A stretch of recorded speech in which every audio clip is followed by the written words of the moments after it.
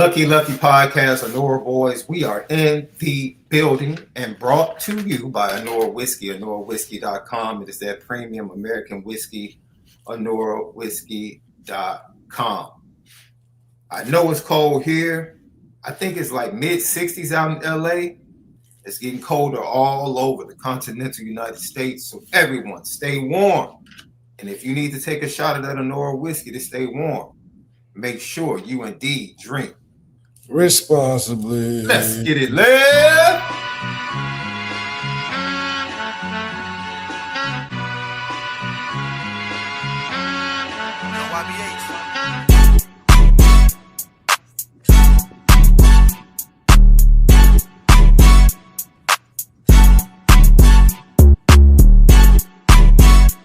Lucky Lefty. I'm Sean Davis, SD2 Mics. That dude, the original Lucky Lefty himself, Malik ZAIRE. We are brought to you by Honora Whiskey, HonoraWhiskey.com.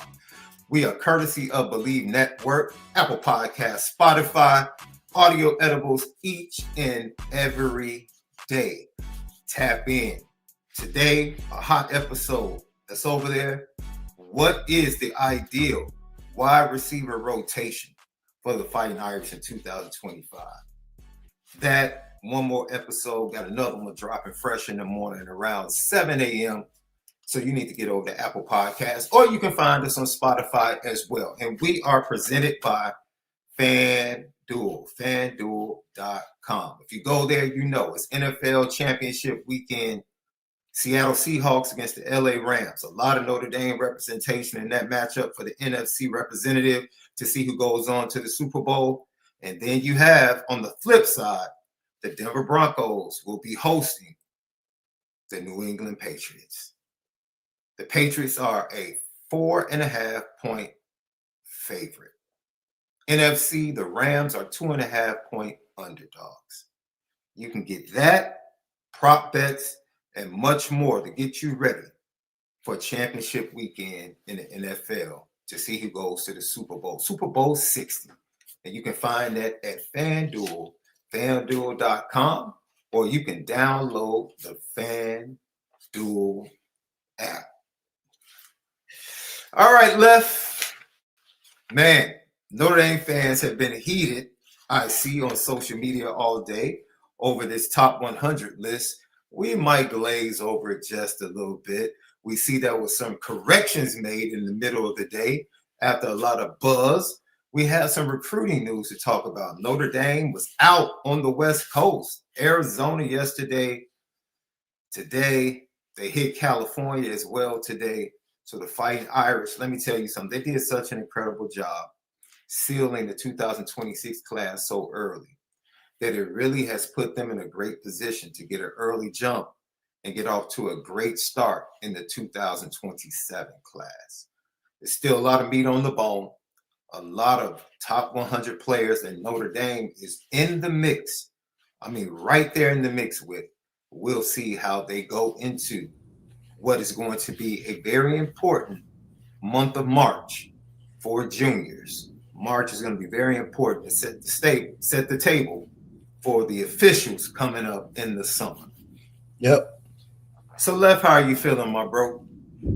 Another day, another dollar, man. Now that football season is coming to a wrap, it's always a sad part of the year. You only got 2 games left for the 3 games for NFL. Yeah, we get closer to the real sports. Basketball and baseball, we get closer to the real sport. But baseball doesn't get interesting until October. Bro, let me tell you something. The Dodgers are out there the Dodgers are becoming the Alabama of Major League Baseball, bro. These contracts. How's that possible in professional sports? Well, first of all, because their TV deal is so much better than everyone else's, and their ownership is just flat out liquid, and just the liquidity is insane. And so they're doing these futuristic deals where they're literally paying players. I think Shohei Ohtani made $2.2 million last year, but off the field, I think he made somewhere near 37 million, but the rest of his salary was deferred like 20 years. 20 years? Yeah, the way they're structuring their deals, bro. But see, once again, this is why you can say that, but then look at the Brewers, who literally traded away their best pitcher to the Mets because they did not want to pay him. That is the problem. You have owners who are winning, ballparks are filled, but they refuse to pay their best players and they trade them away. Now, the Brewers have a great farm system, so they are a team that can get away with it.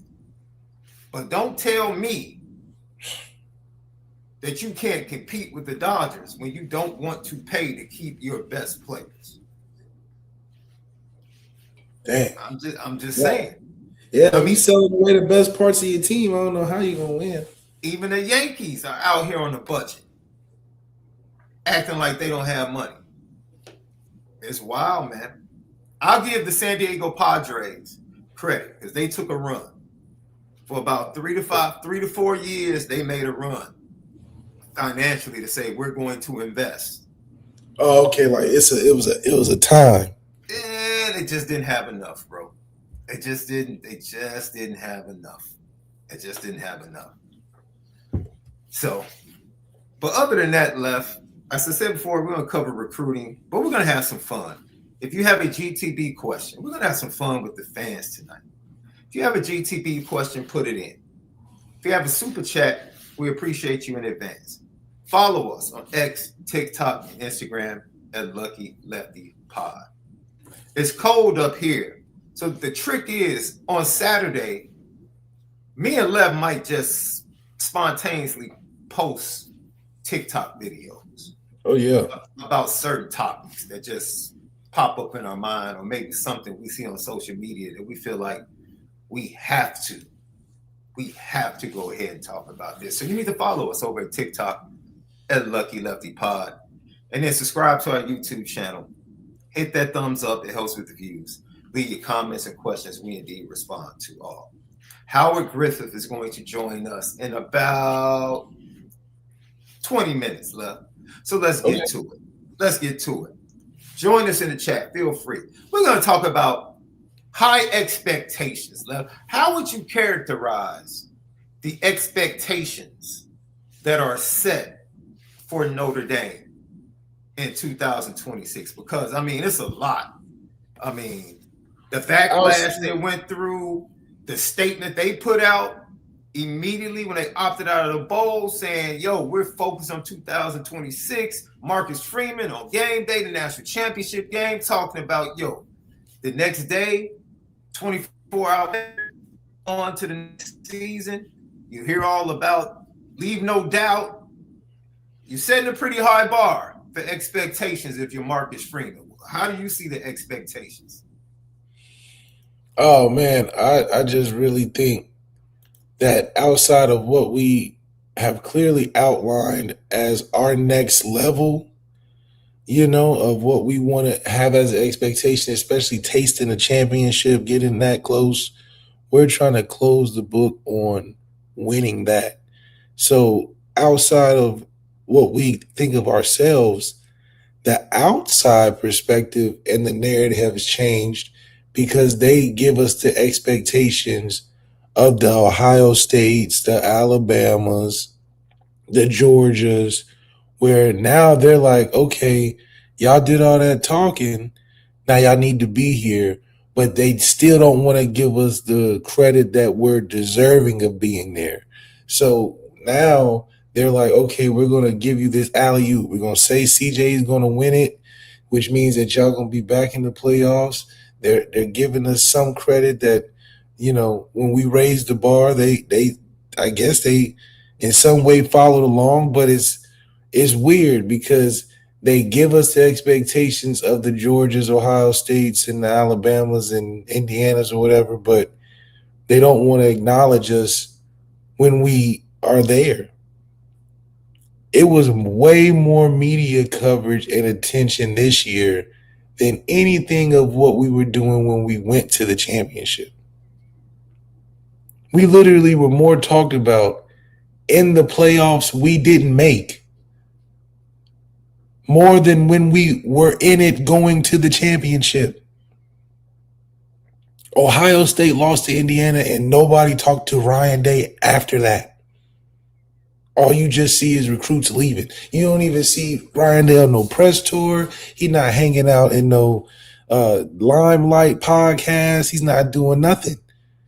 Ohio State was supposed to win it back to back. They lost and nobody talked about it. We didn't make the playoffs and got talked about all the way to the day of the championship game. So how are we not relevant? How are we not primed to be where we're supposed to be to win a championship if everybody else is putting us in the spotlight? 12 other teams decided not to get into the bowl game, their bowl game. We're the only one talked about. We're the only one talking about. Many teams have scheduling shufflers. Many teams shuffle their schedule. Take teams off, put teams on. We shuffle our schedule, lose one game, and everybody is talking about it. Because every game we schedule seems to be that important. I mean, for us to have such a weak schedule, how dare we take somebody off because that's somehow egregious. That's somehow against the code. But then when we have our schedule, it's the weakest thing in the world. We're going to run through it. Nobody's on there. Everybody sucks. Da, da, da. So which way is it? So then I get confused. Because if y'all expecting us to be the Georgia, Ohio State, Alabamas, why do y'all care about our schedule? Because we're going to be in the playoffs anyway. Says you guys. Says what y'all keep trying to put us in position for these TV deals and everything else. So if that's the case, why are y'all complaining about our scheduling? Why are y'all trying to hold us out of the playoffs? But y'all want us in so bad. Or do y'all just want to talk about us and not have us in so bad? It's a crazy dynamic considering how we're staying so strong and steady amidst all the chaos. The fact that we can still maintain a schedule, still with all the noise, nobody wants to play us. They're gonna freeze us out. We still got a great schedule to play. Marcus Freeman get an altercation. We get a release the next day. They done released the video. They done exposed who the dude was on Facebook. They done called him to Karen. I mean, they cleaned it up. Notre Dame released a statement. Oh, this is BS. We stay behind Mark. I mean, they quick cleanup. Other teams wanted to diss us and diss songs and on the internet and on TV wanted to come after us over matchups. What we do? Try to handle it in the background. Think about it. We have fought more teams not playing football than in our regular season schedule. We done fought the ACC and Jim Phillips. We done fought the Big 12 and they commissioner. We done fought Miami's fans and Miami crying and always putting us as this the token of trying to get into the championship. We done fought the haters from schools that aren't even FBS teams. They talking about Marcus Freeman, his hairline. They getting on the man for everything. Talking about the recruiting. I mean, what the transfer portal? I'm like, good grief, why are we getting so much attention for a non-playoff team? We ranked in the top 3 as a non-playoff team. How does that work? How does that work? How do you not make the playoffs and you're ranked in the top 3 for next year? And we so overrated. How does that work? How does it work? So it's real interesting to see the development and the need of Notre Dame when we aren't available. When we available, Oh, it's whatever. When we're not available, they want to freeze us out. They want to talk behind our backs. They want to act like we're scared of the rivalry. They want to diss our head coach. They want to attack our transfer reporters, attack our coaching. My goodness, what did we do to y'all? What did we do? I mean, all we did was win 10 games to end the season. That's all we did. That's all we did. We didn't have the Notre Dame network replay our games against the 10 teams we was beating all season. What you think? I mean, what are we talking about? All we did was just win the games that was on the schedule after week 2 and thought we had control of our destiny. That's all that took place in the season of 2025 and 2026. And not only that, we just produced a couple NFL guys, a Heisman guy, a lot of things that you can be proud of. That's all that we did. Why are we receiving so much backlash? I mean, people are acting like we're attacking them when we're just trying to do business. We're just trying to do business. I think it's because most teams realize in this world of NIL and where we're living, the only way to do it the right way is the way Notre Dame's doing it. It can't be no other way. Because if we're so wrong and so need to join the conference and need to do this and that, why is it that y'all got to comment on us if we're wrong? If we're wrong, let us be wrong. If we're so irrelevant, let us be irrelevant. But it's something about how we do business and stay relevant. When y'all got to beg for money, go to these Big Ten places that's unaccustomed to where you are, have these joint media days that take all the time in the world. When what we do, we just do some in-house stuff out of New York, ring the bell on Wall Street, hang out at Good Morning America, go to ESPN, kick it on there, go to Italy. So, we player with it. We player with it. We private jet with it. We ain't got to wait on a group of teams to show up to have a meeting to beg about playoff spots. We said they call us and say, hey, can you stop by and see what you think about these rules we want to make? Just holler at us real quick before we sign anything to law. See what you think, big bro. That's what it is. It's that we big bro. SD, we big bro. They want to bring Marcus Freeman down so bad because he big bro. They said, oh, this man just stay winning. He just stay winning. We thought we had him when he was in Cancun in Mexico. We thought we had the AI servers right. We thought we had him catching him slipping. We thought we caught him slipping, supporting his family at the wrestling match down the street from the school. They tried to get him. They said, oh, we got one. We got the one in Michigan State, got him. Got the one in Michigan, got him. They thought they could travel down a little bit to South Bend and catch another one. No. Not our guy. Not our guy. Not the guy with holding down the number 1 recruiting class with 6 kids at home. Not our guy. That's a man that knows about responsibilities. So with all that being said, Notre Dame has done a great job of supporting Marcus Freeman and allowing him to stand the rain. I mean, he's doing a good job at withstanding the things going on and still producing, and the team is still getting better. As long as the team is still getting better, we are okay.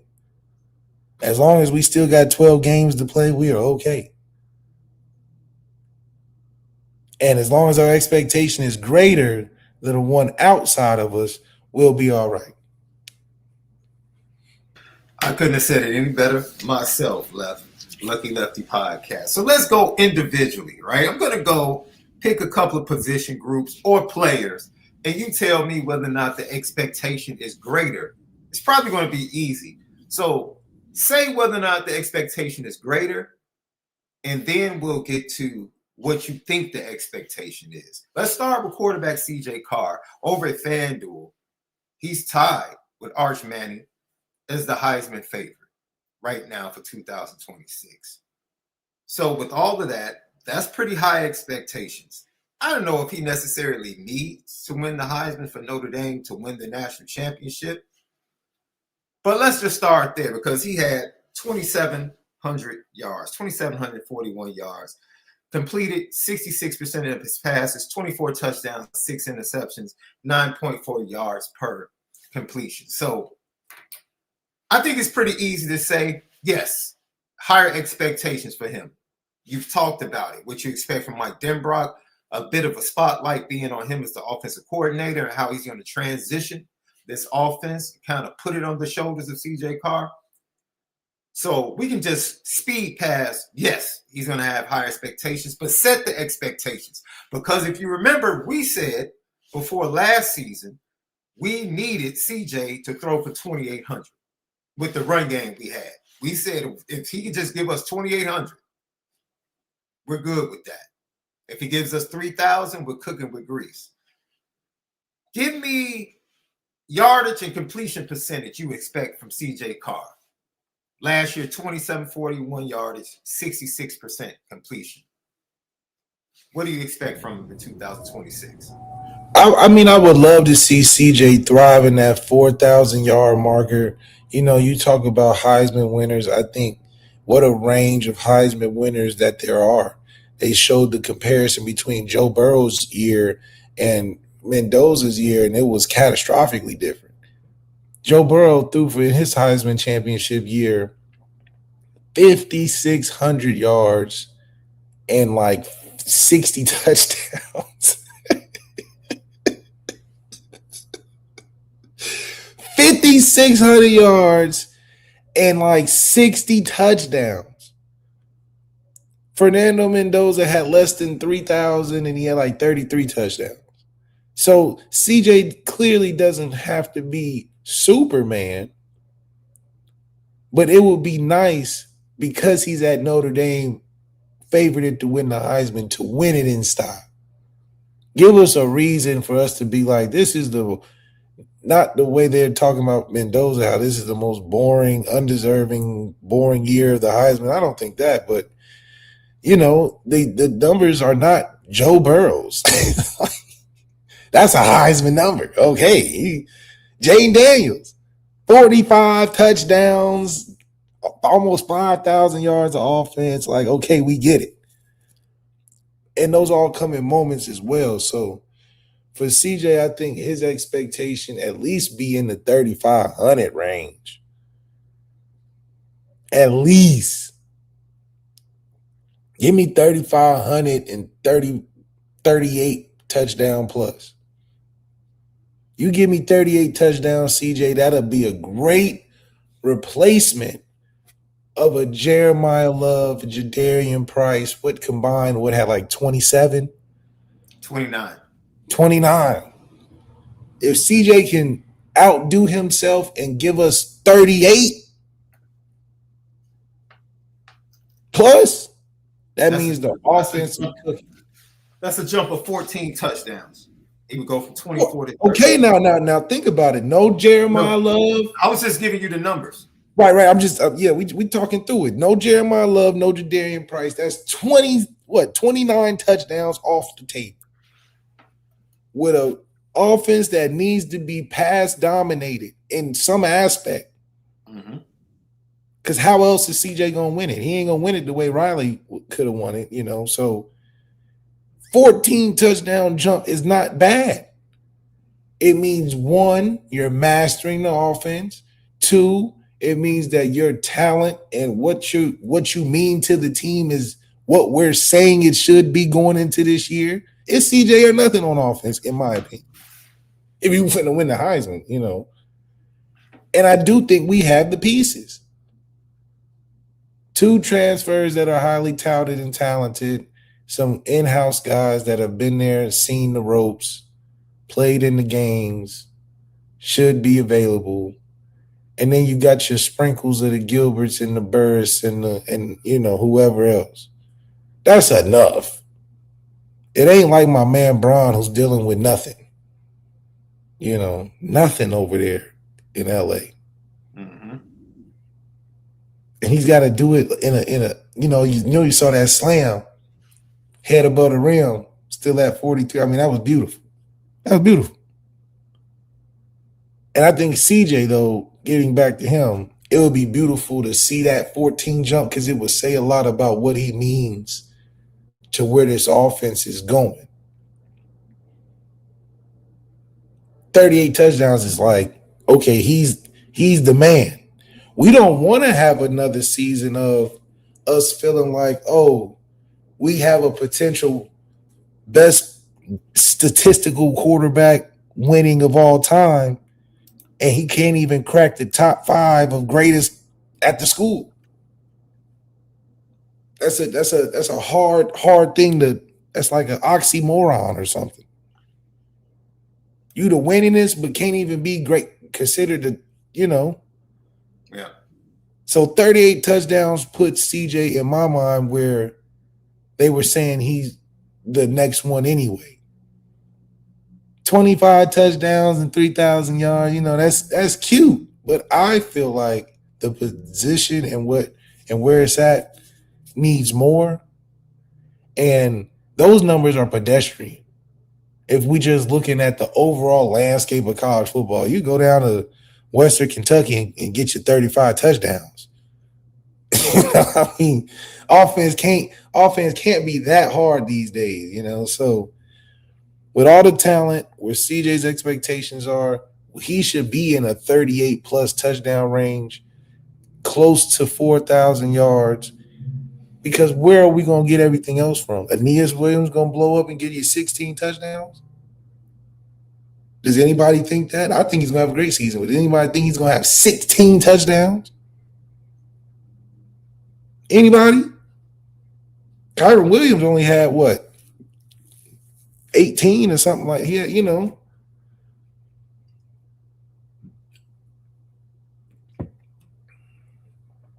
I think it's unfair to ask Aeneas to give us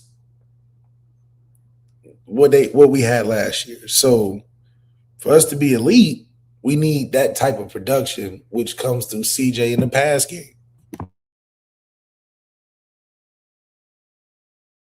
I'm looking it up now just to make sure we give out the correct numbers. His junior year, Kyron had 14 touchdowns. 14 touchdowns his last year at Notre Dame. Just for perspective. All right, so that's CJ Carr. I'm going to say 3,500. I would like to see him get up to 70% completion percentage. 69, 70%. 35 touchdowns. I'm cool as long as he's single digits in interceptions. I'm cool with that. I think he'll give us 10. He had 6 last year. He's going to give us 10. He's going to give us 10. Yeah, because he's going to put the ball. He's going to be throwing the ball more. But I'm just saying the interception, half his interceptions last year were just flat out boneheaded freshman mistakes. Like the interception against USC, just bonehead freshman mistake. Texas A&M interception. Like you can run for 6-7 yards. You try to throw the ball at Jadarian. Just how many attempts in the game are you expecting at least from CJ? He'll get 30. He'll get over 30 because he was per game. I was thinking it's got to be So he'll give us, if he get 30 a game. I don't expect CJ to play. I don't expect CJ to play more than. CJ won't take the final snap kneel down in half of the games next year. That's my out the box prediction. The backup quarterback will take the kneel down in the fourth quarter.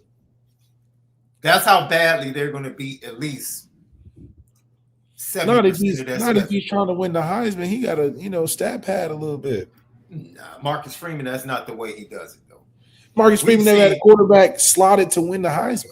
And I'll give it to you that he might be under that leave no doubt mantra all year. You never know. Marcus might flip it and say, dude, we just going to pound. CJ, you can get 5 touchdowns in this game. Don't limit him. Come on.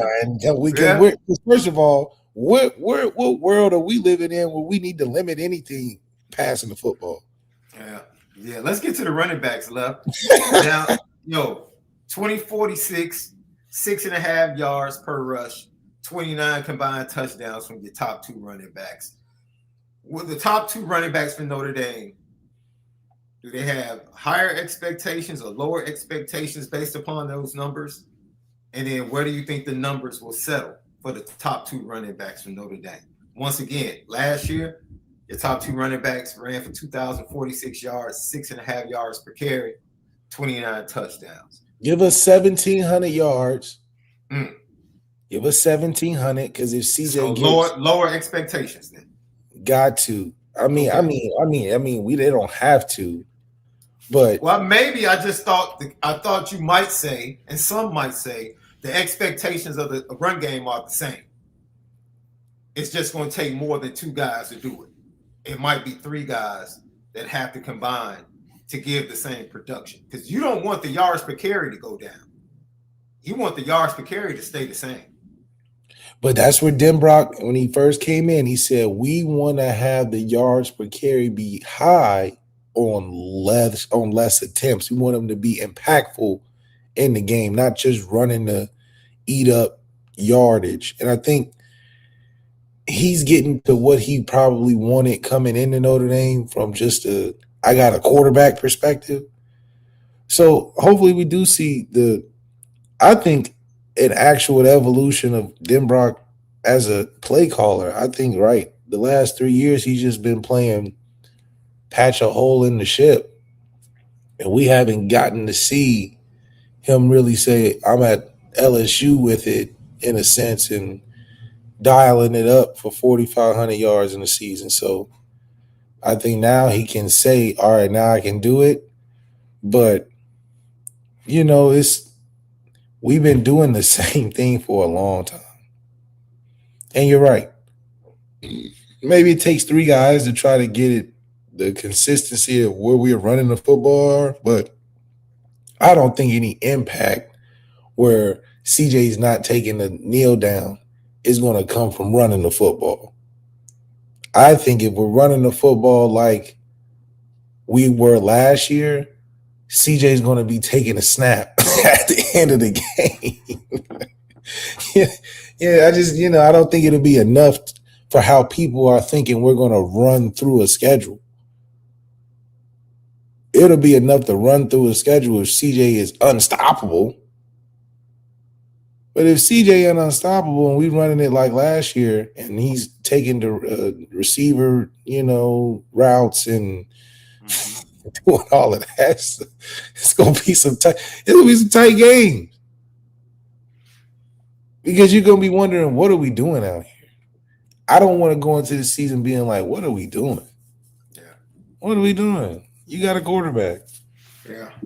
All right, let's go to a couple more things as we have a special guest, Howard Griffith from the Big Ten Network, coming up in a couple of minutes. 42 points per game. Very quietly, Notre Dame put up 42 points per game. Which sounds crazy because you're not used to Notre Dame putting up 42 points a game. And not a playoff team. Going back 2 to 3 years ago. Do you have expectations that they will equal that, exceed that, or do you have lower expectations that the offense will put up 42 points a game? If 42 points per game don't get you into the playoffs, it's hard to even judge whether having more or less would even matter. Because I would assume that many points per game, you should be in the playoffs. So if you can't make the playoffs with 42 points a game, that's half a nickel, half a dollar. What can you really do? Does it even matter if you get 42 points or higher? I don't think so. However, because we're Notre Dame, 42 is the floor. And the ceiling is unknown. So it's more like 42 is the least we can have, I guess, because, you telling me a team, we should look that up. What are the average points per game that playoff teams had going in? If it's anything less than 42, I would venture to say it's right around 40, though. I would venture to say most playoff teams scored. All I'm saying, we're not out of it. We're not out of it. No, we're not looking up. No. Well, we ain't looking up. Shoot, I remember a couple of them games. Ohio State was scoring 13. Well, that was in the Big Ten championship game. We ain't gonna talk about that though, Said we're not gonna talk about that Lucky Lefty podcast. We'll get to special teams and the defense on the backside of today's show, but we want to welcome in a big brother to the program, Big Ten Network song, Howard Griffith, into the Lucky Lefty podcast. And before we get into, because we have some questions about the Big Ten. Yeah, we have some questions about the Big Ten, because I think I caught the Big Ten. They thought they were moving stealth. Like, I saw them. We caught the tiger by the toe. We caught the tiger by the toe. Yeah. But I want to first say, look, great national championship game. And I said this to Ro already. If you guys haven't seen it, if you can find it on YouTube, the Big Ten Network had it was absolutely amazing, the post-game coverage that you, Dave Repson, and Jake Butt had. The fact that you all almost brought Kirk Cignetti to tears. The question about his dad, that was incredible. And it was funny just watching him, because he's so stoic and he tries to put on that persona, and it's like, yeah, go ahead and let it go, coach. Because in that moment, if it's ever a moment to like let it go and be vulnerable, that's the one. That's an absolute moment to do it. So I just want to congratulate you guys for the work you did. Because I was flipping to everyone, seeing what they were doing, ESPN, ACC Network, and I'm like, I'm just gonna leave it here on the Big Ten Network. They're giving me exactly what we need. Great job, bro. Well, thanks, man. I appreciate that. Glad to be on with you guys. True professional. I'm just going to go ahead and say it. Is the Big Ten, are they going to continue to be bullies in the offseason? I see you. I see you, Big Ten. I see you, Petit. I see what you're doing. You were supposed to work in concert with the SEC. You jumped the gun a little bit last year in the offseason. It's kind of shocked the SEC. Like, wait, whoa. I know we were supposed to be talking about expansion, but I thought we were going to wait until next offseason. But I understand, because the Big Ten has had the chest out like, we got the last 2 national championships. Last 3, who's counting? No, and last year. I'm talking about last year at that time. Yeah. They had 2. They had 2 semifinalists. So I understood. When the clock hit 00, and like you said, it was 3 in a row, I'm like, I can only imagine, because they tried to bully up last offseason. I can only imagine. And they tried to do it because they want 24, and that's when I realized there is no way you can convince. Now, correct me if I'm wrong. There's no money. We know money is always one of the biggest reasons why teams like Oregon and USC decided to join what some call a super conference. Yep. We understand that. But very quietly, I'm starting to see that there were probably some promises made. There were probably some promises that the Big Ten is trying to make sure they fulfill. Like, we're going to get this to 24. Don't worry. I promise you. You're going to get this to 24. We're going to get some AQs. We're going to get 5 or 6 AQs to make sure that you guys are in the top 5. And you're not just battling Ohio State, Michigan, and Penn State to get in that top 3. I see what they're doing, really pushing for this 24. I don't like it. I understand it. But I get it. Is that kind of what's really happening, the way they're being really aggressive with expanding the 24, or at least getting the SEC at the 2 main power brokers in college football to at least go ahead and commit that at some time within the next 2 to 3 years, they get to that? Yeah, and listen, the SEC is pushing back a little bit on it, and I get it. 24 teams seems like an awful lot, but I think what you're finding, or what you can start to think about, is it's how do you continue to grow revenues, not only for the conference, but also for the quote-unquote network partners as well. because what expansion as far as conferences has done, it may have gotten close to where that tipping point is, where the networks can still make money. The reality is this. I mean, everybody still would love to have Notre Dame. So if Notre Dame woke up and all of a sudden decided they wanted to change their philosophy and what they wanted to do as far as networks are concerned, anybody would be crazy to tell them no. But outside of that, there are very few teams and other few conferences rather that you can add to. So where do you start to look to continue to drive revenue or build revenue? Well, it looks like the more teams you can get in the playoffs. I mean, it seems nuts, but I'm like, 16 might be the number. So there's some negotiating back and forth to figure out where we're going to ultimately end up. But I probably think the 12 to 16 is probably going to be that magic number. But I understand why they want to have a push to 24. Yeah, and I understand why a school like USC would want certain promises, even if it's not, if it's under the table. Like, look, we are taking a chance because we can stay and keep this Pac-12 going. Yeah. And once we get back to the top, we know it's just us, Utah, and Oregon. Yeah. Because expansion was coming. They knew expansion was coming anyway. Yeah. So for them to go ahead and take that jump to the Big Ten, I just looked at it like the pot had to be sweetened with something. Well, I think one of the things that you'll find, and as hard as it is tough to believe, but when you start thinking about a place like USC, whether it's Washington, Oregon, and UCLA as well, they really wanted to secure what their future was going to look like as far as revenue was concerned. And that was a big concern for them in their previous conference. So, I can't blame them to try to jump onto the ship and strengthen another conference, which they have done. They've done an unbelievable job of it. And, SC still, they're not back yet. I know they've had a great recruiting class and it looks like things are starting to turn around.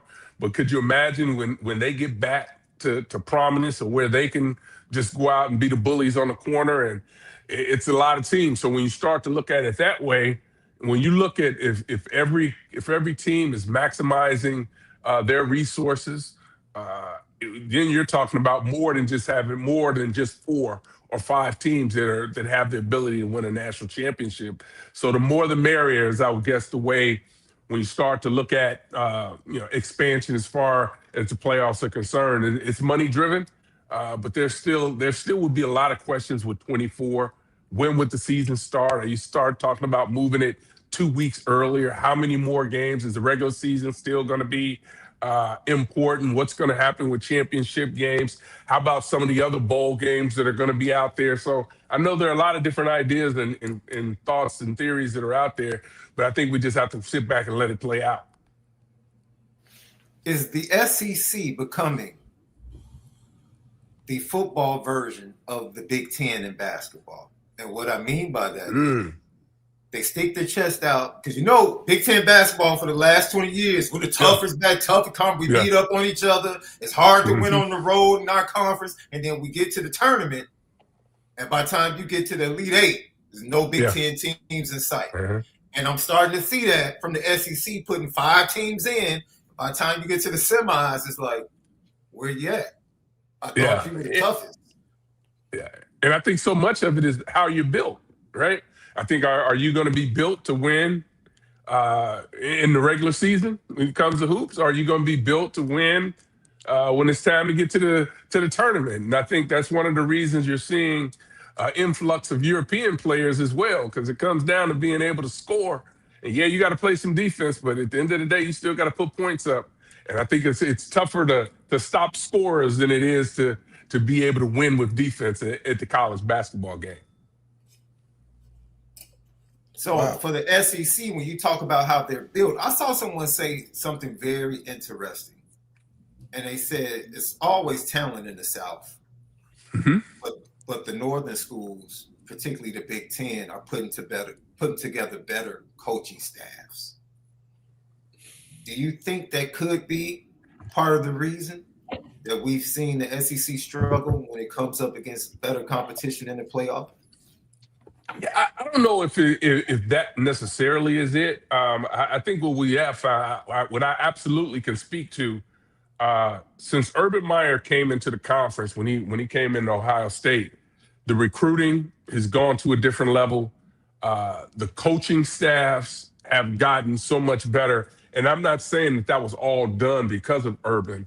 I'm just saying that that's when I saw a shift in where they were going. When a lot of places were going with coaches, and these conferences, they've continued to get better. I mean, you take a guy like Jed Fish out at Washington, who had been in the pro game, but been in the Big Ten, in the conference, and I thought he had gotten to a point, and is at a point right now at Washington where, with Damon Williams at quarterback, and the receivers and what they were doing defensively turned into a very dangerous football team.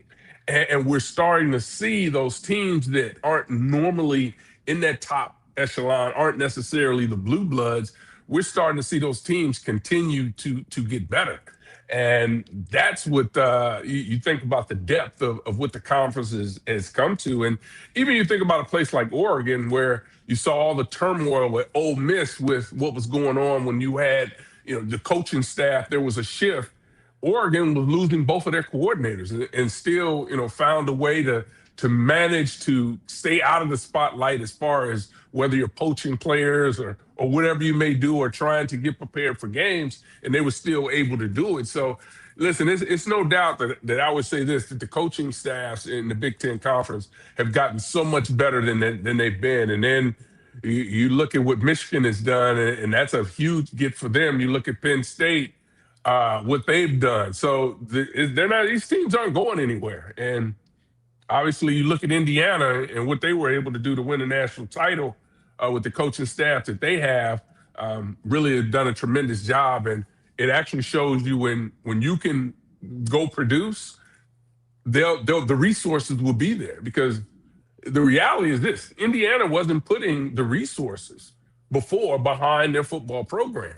And that's why you got to give a lot of credit to the president and the athletic director for changing gears and finding the guy that they wanted in Cignetti, and then opening up I think, if I'm not wrong, I think he's probably had 3 increases since he's gotten there, just because, the way the contract's written, and the threat of someone else coming in, to think that they'll be able to get him. And it hasn't just been for him. I think the defense coordinator is making $3 million now, Brian Haynes. So, and the offense coordinator is not far behind. So, he's taking care of his staff, and guys now want to play. And I think it's going to be fascinating to watch, just how the recruiting side of it goes, because, I think they got 7 4-stars, defensive players this past year. They reloaded on that side. And then they've done an unbelievable job in the portal this year. And, there's a top 10 player in Indianapolis that it's going to be hard for him not to go to Indiana now. So in the 2027 class. So they're getting it done and figuring it out. Man, they got Gabe Hill, nose tackle out of Naperville North. That is a dog. I'm talking about, he is an absolute dog. And then Marshawn Sales, the kid is 6'5", 215 out of Indianapolis. Pretty much a 5-star for most people. You're right. Let's stay with Indiana, because that was an all-out war. I mean, I was watching that game, and Malik said something that he simplified it for me. He said, "Sean, that was a championship game where neither team flinched. Right? Like, this is who we are. This is who we are, and we just gonna come together in class and see who comes out with the victory." And it was honestly, when left, when you said that, I was like, "Yeah, you're right." It was indeed a pleasure to watch. It is refreshing when you can see a team stick to their guns when it matters most. And when you can see it, watching it from the TV, you believe it. Yeah. It's one thing when you're watching a game and you're like, okay, I hope we win. What are we going to do? What are they going to call? It's another thing when they're like, you know who we are. I know you studied us, and we're going to keep running this same play. it's like we're at the end of the road. You could have watched every game and some. We're just going to run the same play week 1 that we're running week 16 Yeah. and see if you can stop it. And they couldn't do it. Yeah. And I just think that survived Indiana when I thought Miami played well defensively in terms of putting the hat on the quarterback. Yeah. You think about when you look back and think about just the way how it played out. There was no question that in Indiana, I tell you this, that the strength of that team was Miami's team was the defense. And there were some concerns about, okay, how are we going to block these guys? What's going to happen?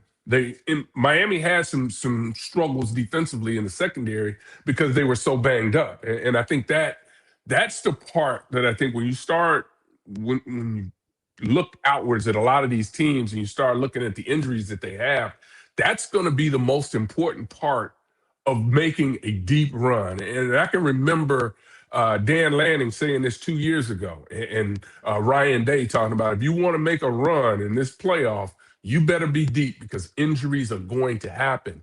And you saw those injuries really show up in Miami's secondary.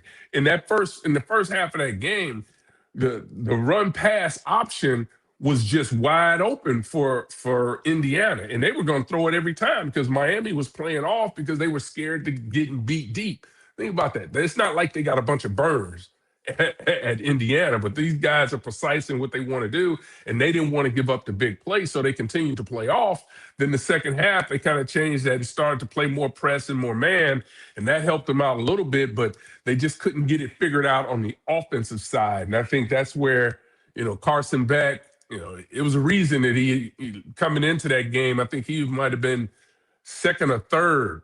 You talk about quarterbacks the last 2 years with 20, I think he had 26 turnovers coming into that game among active quarterbacks. So, he has a propensity of giving it away, particularly if things get hectic on him. And that's exactly what happened in the defensive game plan for Indiana, really being able to make things tough and not allowing them to run the ball as much as they would like to with the consistency. They broke out a big one, and they had some nice runs, but I thought they did a great job, Indiana did, of tackling in space, not allowing Tony to get too loose, because he was going to be a problem for him. And they were able to really keep him corralled and not allow him to make big plays that he's capable of making. Yeah, and I think you're right. They allowed Tony to do well, and they still played well defensively. Just the interaction, I think, when you're watching them and just how you saw Indiana communicate, how you saw even in big plays, Indiana respond when you thought that this may be the moment for Miami, and they just stuck with it. And I think for a team, when you're watching Indiana, I just felt like they were just all around on the same page. Yeah. Offense knew what they had. They could rely on the defense. Defense knew they could rely on the offense.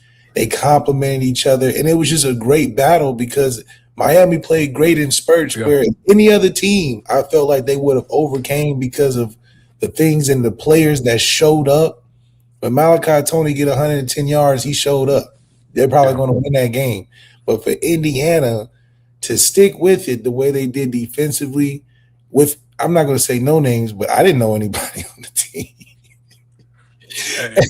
They did a great job.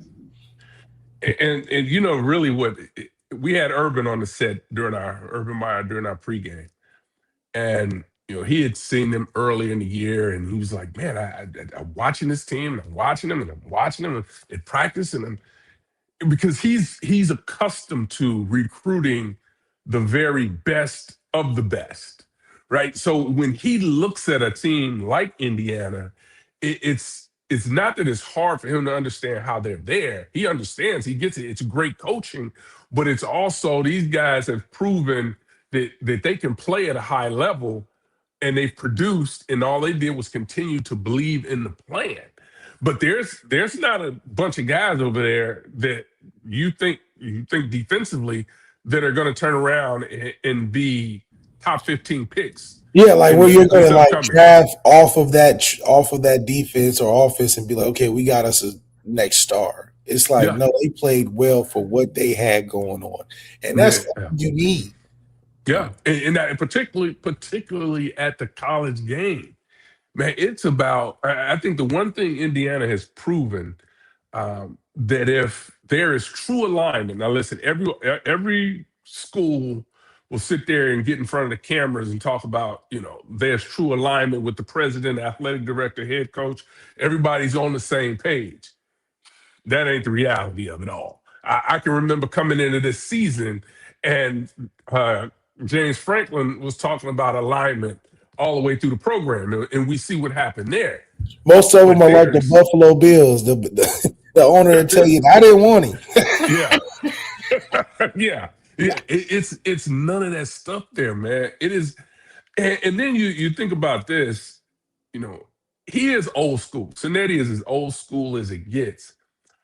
But his ability to really just be able to make the plan as simple as possible, not using a lot of words when he's communicating, when he's at the front of the room, man, it was so crazy. Is you've got players' parents using what Cignetti is saying in the press when their conversations with you. So it's one thing to say that the team is bought in. Man, they got families that obviously aren't in the team meeting, but they can regurgitate the same stuff that Cignetti is saying in his meetings or to his team. It is, I'm telling you, it is, in my opinion, the greatest sports story we have seen. If you couple this year with last year, it is unbelievable to think about going from the losing his team in college football to winning a national championship in 2 football seasons is unreal. I mean, you don't see it. How does it happen? And it's because that dude, he knows what he wants. Is he one of the greatest coaches? Is he the greatest coach? Like, where does that put you in a coaching? He's a Hall of Famer. Oh, okay. He's a without a doubt a Hall of Famer. Off of 2 seasons? See, this is the thing. It's not off 2 seasons. Okay. You got to remember at Elon what he was able to do there. James Madison, what he was able to do there. Indiana IUP, what he was able. I mean, this just didn't start now. He just got the call up to the big leagues, and 2 years ago nobody would have said Indiana's the big leagues, right? But what he has done, coaching wise, and just what he has built in his resume, he has to be in the Hall of Fame. It's no reason that he shouldn't, because we haven't seen a story like this in any sport. Is it the story that's carrying it? Like, can he talk to Saban in the same room and be like, "Hey, I've done a great accomplishment that weighs up to where you're at"? Can he say that? Saban has obviously won more national titles. He was on Saban's first staff at Alabama. He was a part of that staff. He left that staff, and Saban was like, "Are you crazy? You're leaving Alabama to go be a head coach at a directional school?" "Yeah, because I believe I want to be a head coach, and that's what I want to do." And he worked his way up. Now, there's until him, if you took a step down like that, the chances of you ever getting back are unheard of. Forget you could be a 30-something and decide you want to drop down and be a head coach. Doesn't mean you're going to get that opportunity again. I think everything really aligned, and Indiana was the right place. Remember, it's not like he's 40. He's 60 years old, and they said, "Hey, you know what? I think you're the right person." He's 60? Oh, okay. 60 I didn't. Okay, he's been in the game for so long. Okay, yeah, I didn't. So he's been in the game, and so when I say he's old school, where you think he'd be trying to grind these guys into the ground, he wants to meet all day. We gotta meet. He's not a Dan Lanning. He's not a Dan Lanning. Hot, fresh off the press. Like no. He's not there. He's been around, and I think that's one of the reasons a lot of these coaches, have a great deal of respect for him, because of what he's done to get back, and then the fact that he was able to do what he's done. Man, we're sitting in his office this summer, and I'm like, do you have any idea you could ever make this kind of money? This is after his first contract. I don't think he's gotten the second one yet. They hadn't thrown the second or renewed the second one or whatever, revised it. He was like, no, I had no idea. This kind of money is no idea that I would ever get back to this type of situation, get into this type of situation. And it was to a point where, he says, hey, I just paid off my kids' loans. When they decided they wanted to go to med school, my wife and I are looking at us like, how are we going to figure this out? He is a sitting head coach at this time. But he was like, yeah. So it has changed. It has changed my life drastically at 60 something, right? So you reach a certain age and you're done with the big dreams, right? You're just now, I'm comfortable. You've decided to just get comfortable where you are and realize there isn't much more. I've maxed out my compensation plan. I'm not going to make any more. This dude, like I said, I think he's on his third raise since he's been there. So, I mean, it's a true example of, if you continue to believe in yourself, it doesn't matter how long it takes, that you can get there. And just because it looks like you're not, it doesn't mean that that's going to be your reality and you can't grow anymore. This dude is in a new world now, because it was crazy. If he retired now, he could make $1 gazillion just speaking. And I was teasing people, is that most keynotes, people that are paid $100 and some $1,000, it's a 45-minute speech. His speech is going to be about 15 minutes for the same amount of money, because he said, I'm going to give you all the information you need in about 15 minutes. So you better have your pens out. It's the craziest story I've seen and never been a part of. And, to sit here and watch it, I'm amazed just as we sit here trying to talk through it. You know what's so crazy about it?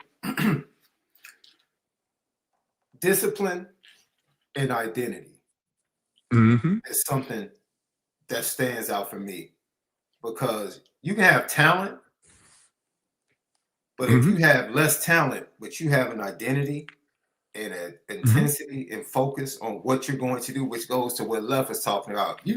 Third, fourth down, they're going back shoulder. And it was like, once they found out Ciroc wasn't being effective in the first half, they're like, okay, we're going to find 24 on the other side.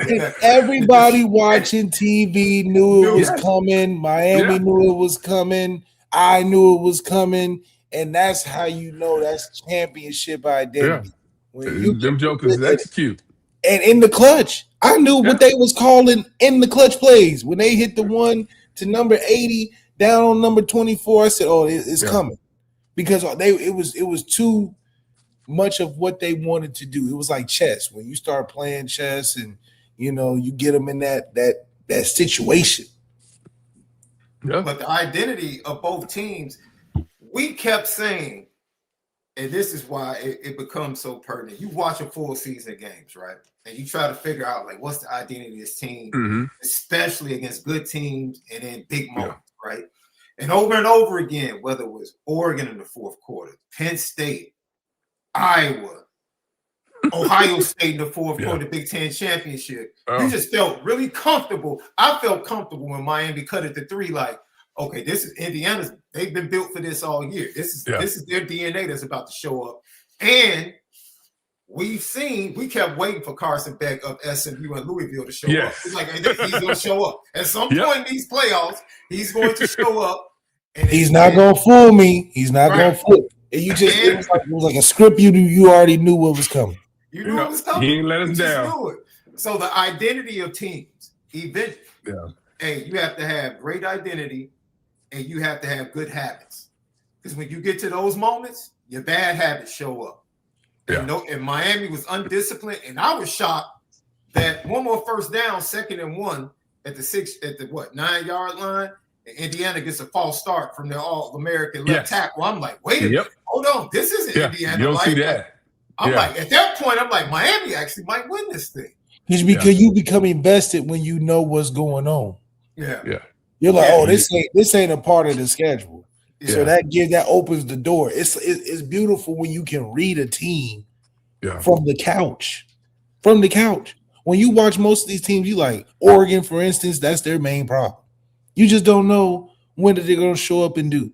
You have a fantasy of like, man, I remember Oregon, the LaMichael James days. They just Mariota, they just read option and throwing it and running it. Dan Lanning is chasing that.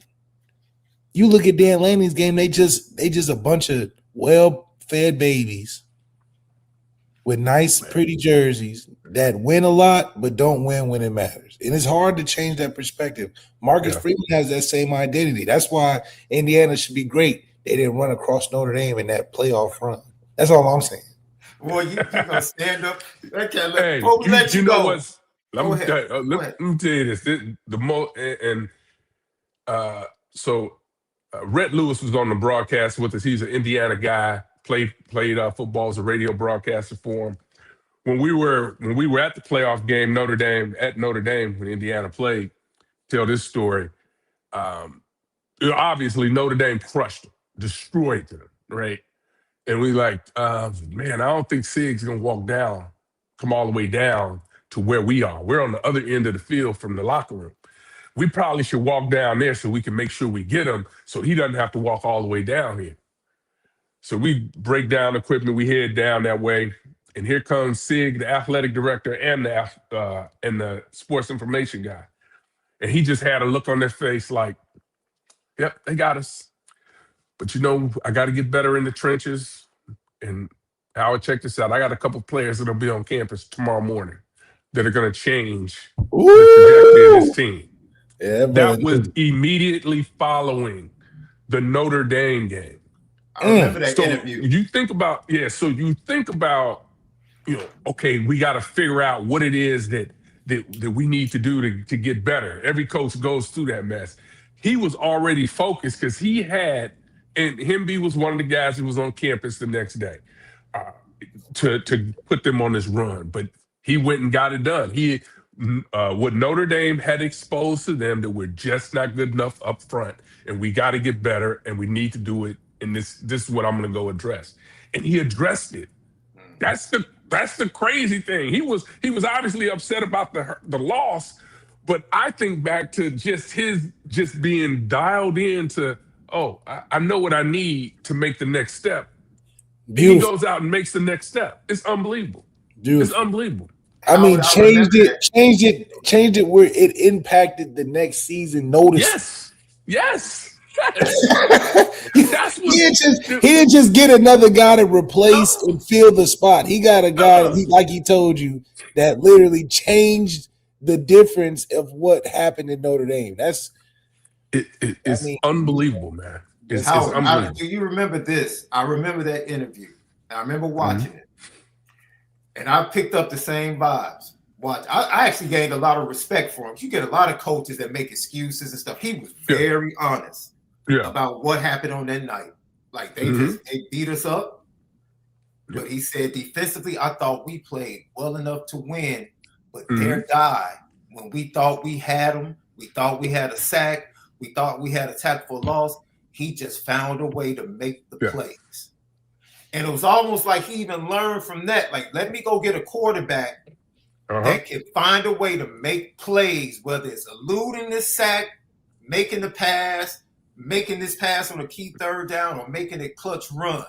And it was ironic to hear that before the game, Fernando Mendoza reached out to who? Riley Leonard, to ask him, what's it like, or what's it going to be like playing in this game?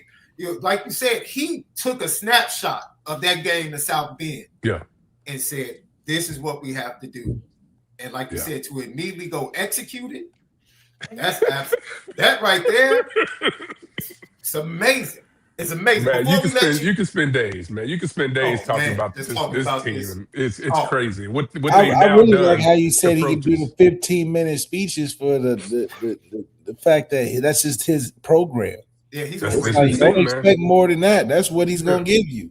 He's gonna give it to you, man. He can tell you if he tell you practice an hour and 45 minutes, I guarantee you're gonna be out of there in an hour and 30.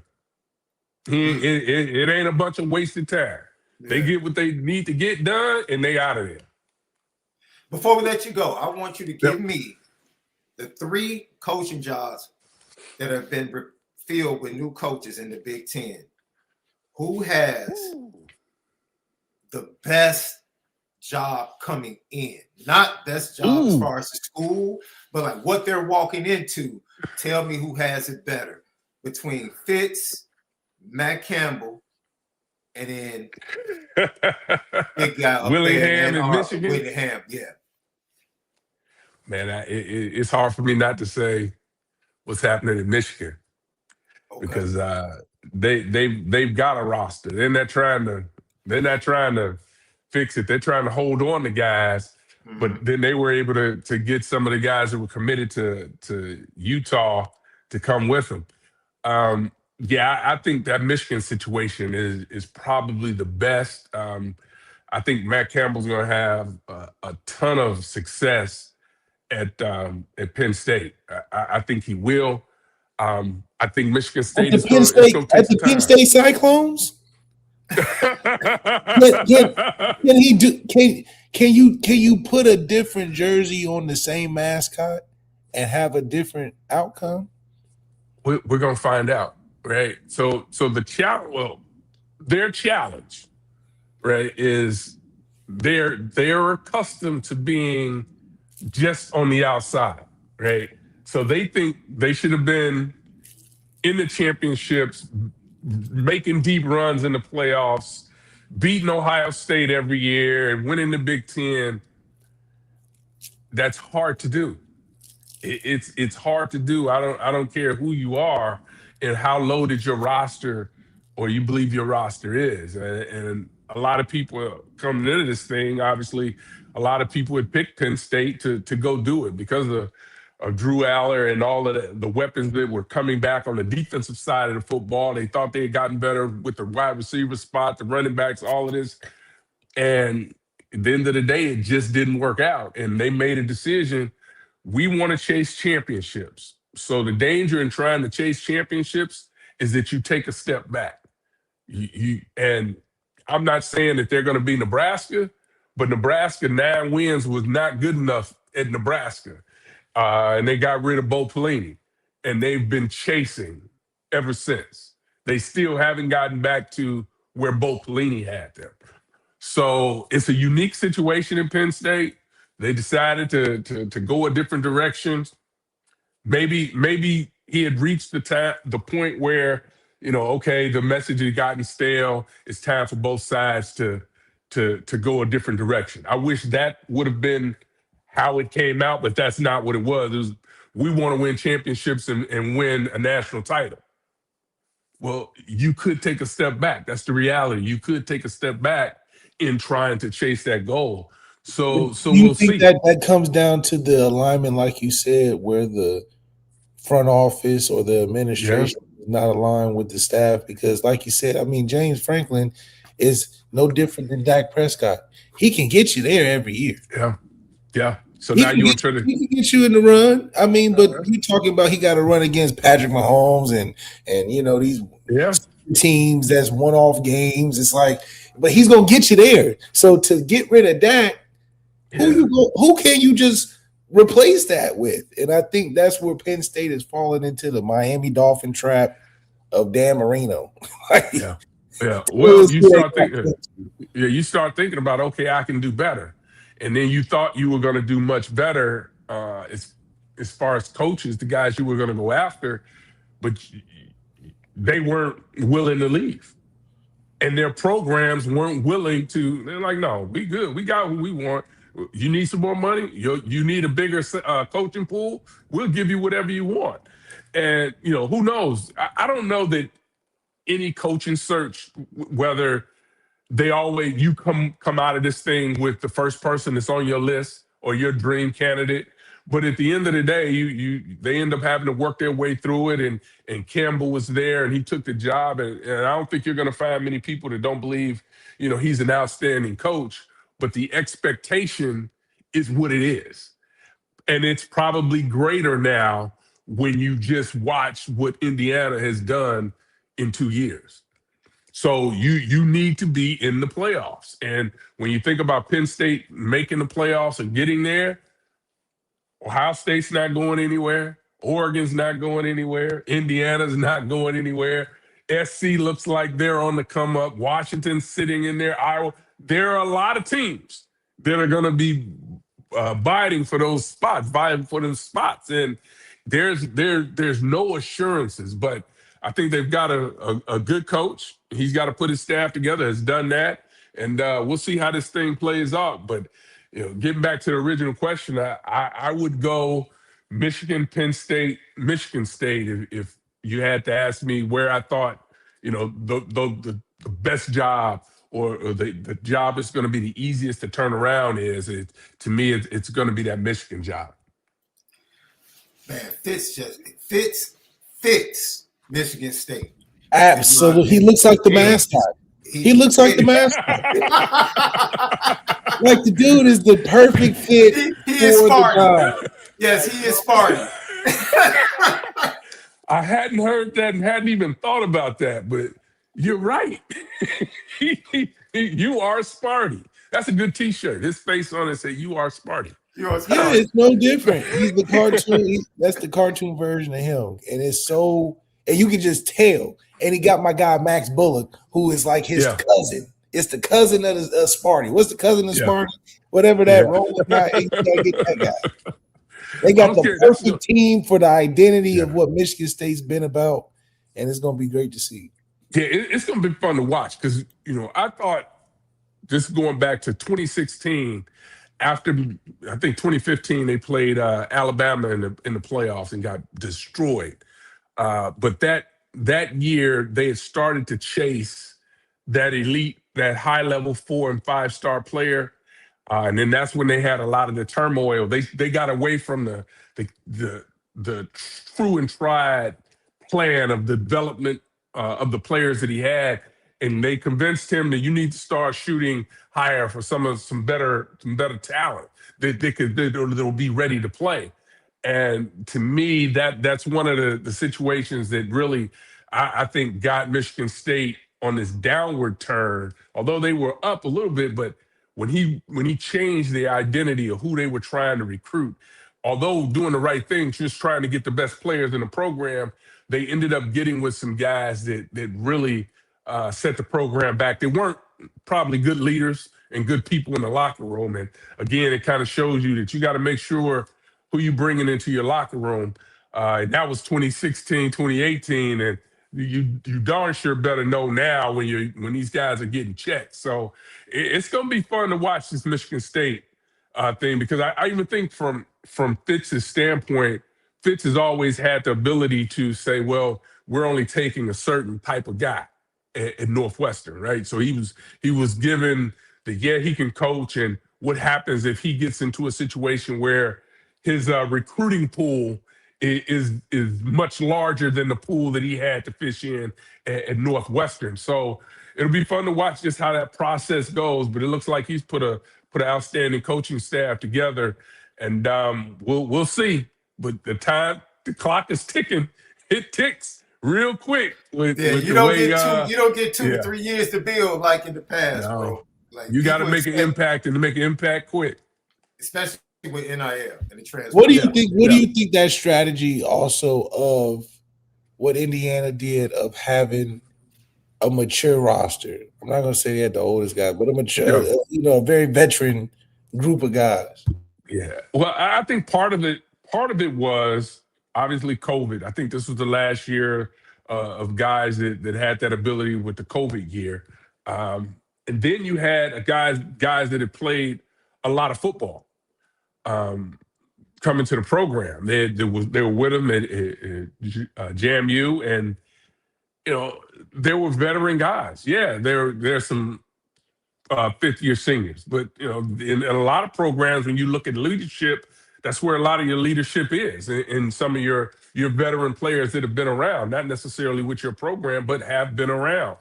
And I think it works. I mean, we've seen it work, in basketball with veteran teams that are ones that are able to make the deep run in the tournament.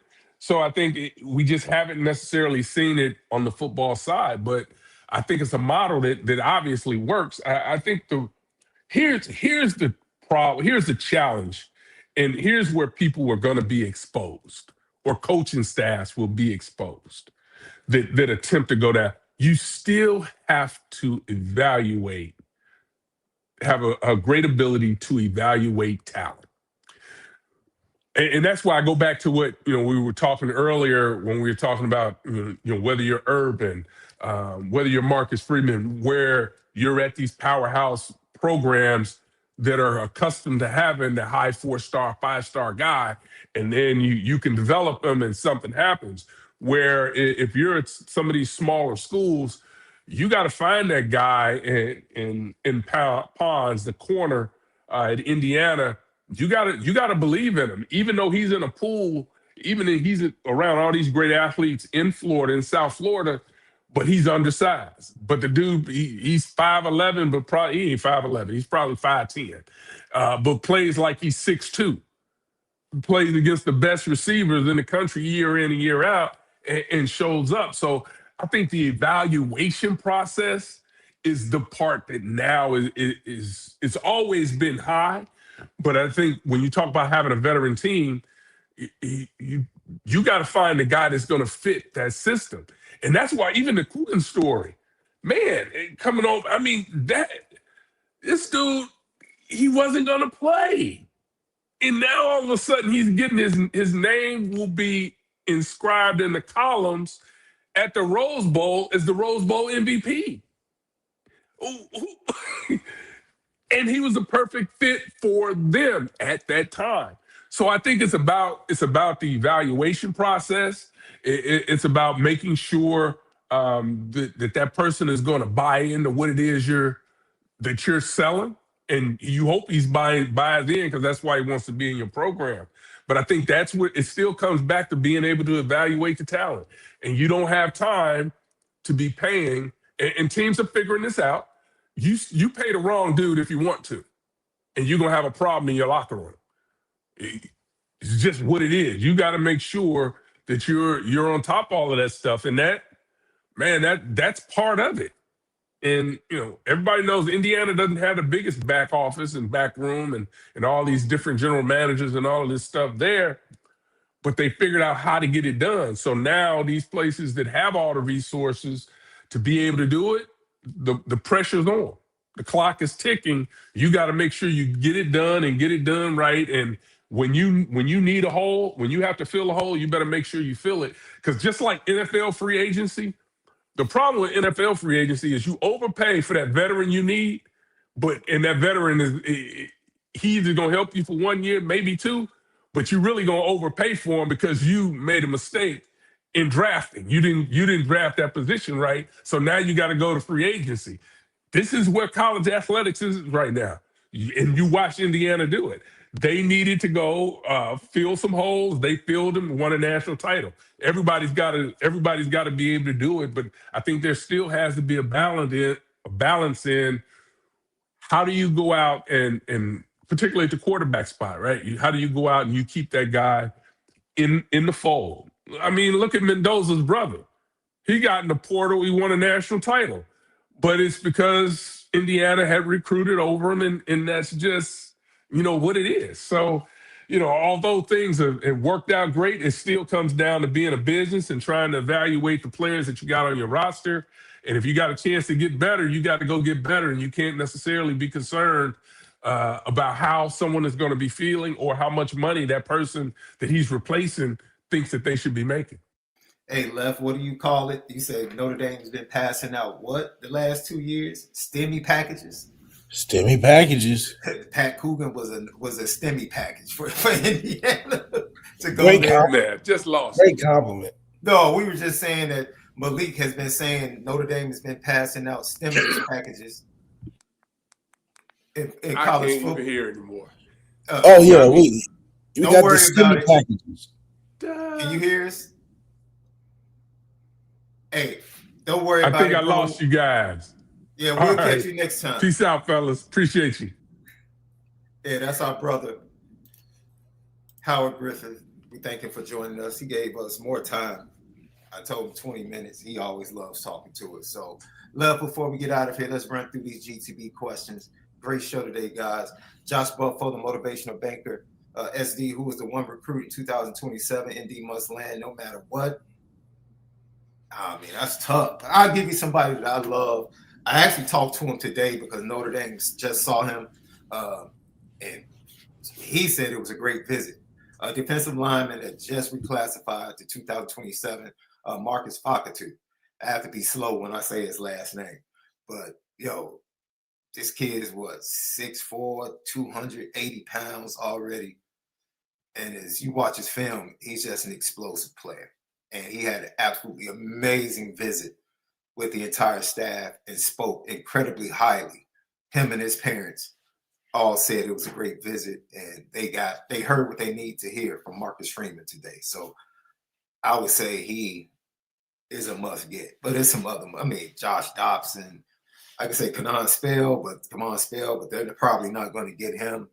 And it's a couple of other new offers that are going out. I'll watch their tape, but those are the guys that jump out to me immediately.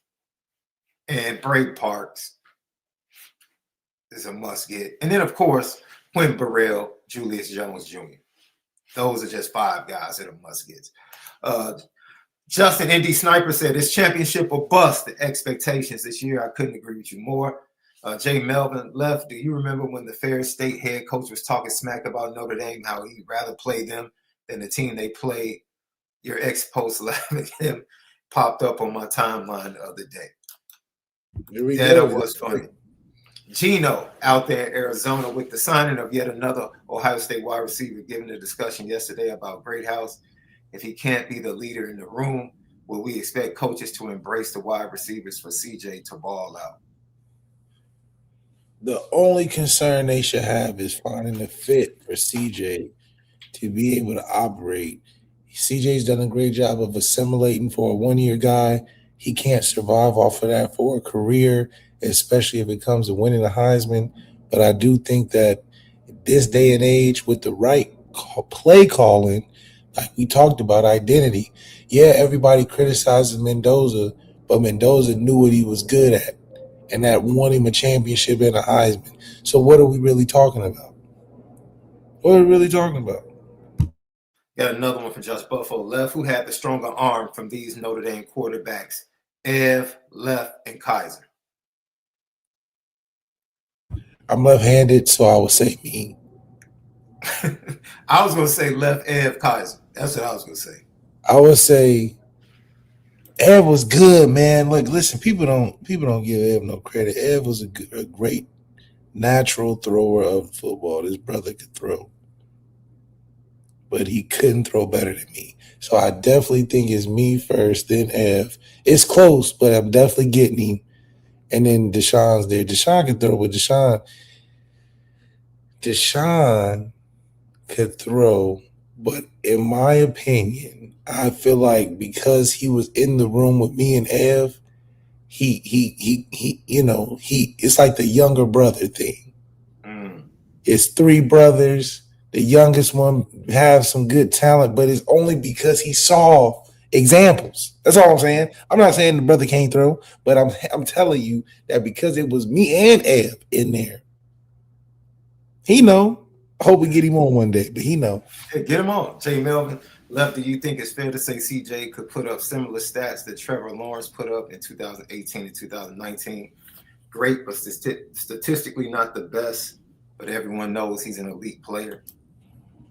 No, Trevor Lawrence has an allure in college football. I mean, it was just something about from the moment everybody remembers. Yeah, it was just something about how he came into the game, man. It was just something about it that, once again, college football at this level is about making moments, and you can be great on a great team for many years and not have moments that people remember.